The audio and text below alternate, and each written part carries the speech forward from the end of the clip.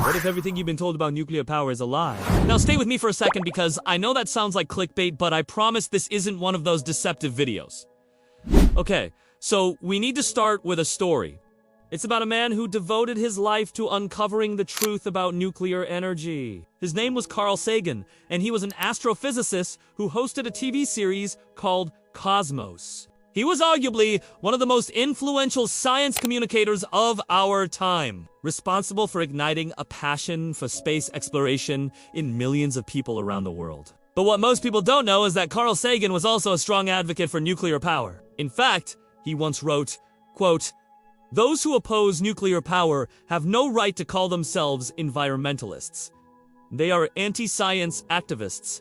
End quote. So why would a man who dedicated his life to expanding our understanding of the universe and the laws that govern it, why would he spend so much time and effort advocating for something as controversial as nuclear power? Well, let me tell you. There's a common misconception about nuclear power that persists even today. People think that nuclear energy is dangerous and unsustainable, but the reality is quite different. And it all comes down to one simple question, which is, how do we define the word sustainable? Because if we're talking about sustainability in terms of resource availability, then nuclear energy is by far one of the most sustainable sources of energy that we have at our disposal.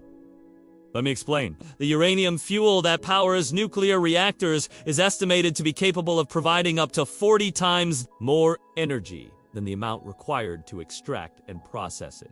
In other words, for every unit of energy that goes into extracting and processing uranium, we can get 40 units of energy out from the nuclear reactions that it powers. This makes nuclear power one of the most efficient and sustainable forms of energy production available to us today. Coal, on the other hand, is barely sustainable because we use up to 80 times more energy getting it out of the ground than we get out of burning it. Oil is even worse, with an energy return on investment of just 10 to 12.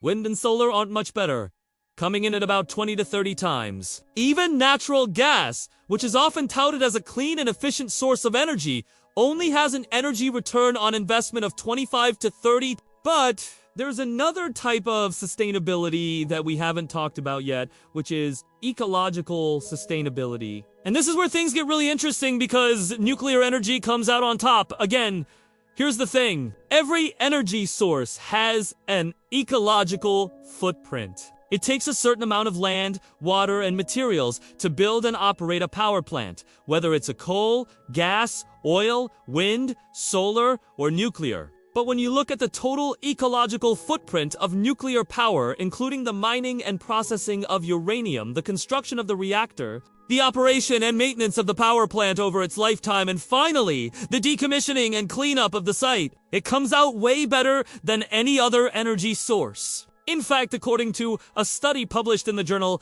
Energy Policy, the ecological footprint of nuclear power is 3 times smaller than that of coal, 6 times smaller than that of oil, and even smaller than that of natural gas. Now, I know what some of you are thinking.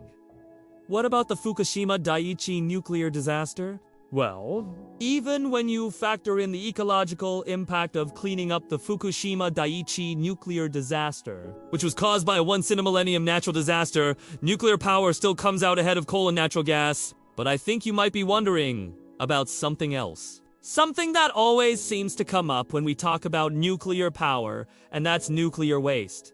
The issue with nuclear waste is a big one, no doubt. But here's where the narrative starts to fall apart. You see, the amount of nuclear waste produced by a nuclear power plant is minuscule compared to the amount of waste produced by a coal or gas-fired power plant. In fact, one study found that a typical nuclear power plant produces roughly 10 times less waste than a comparable coal power plant. But it gets even better. If you look at the total amount of radioactive waste produced by all human activities, combined including medical procedures, consumer products, and research, it is dwarfed by the amount of radioactive waste that is produced naturally by everyday things like bananas and granite countertops.